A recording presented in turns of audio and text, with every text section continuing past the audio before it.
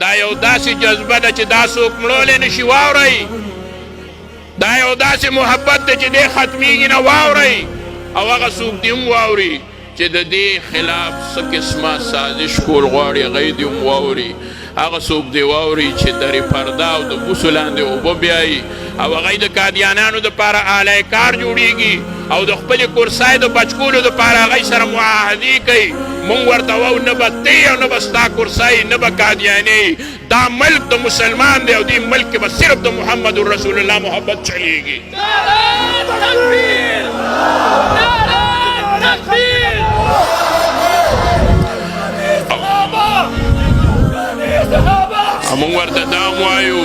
مونږ ورته دا هم وایو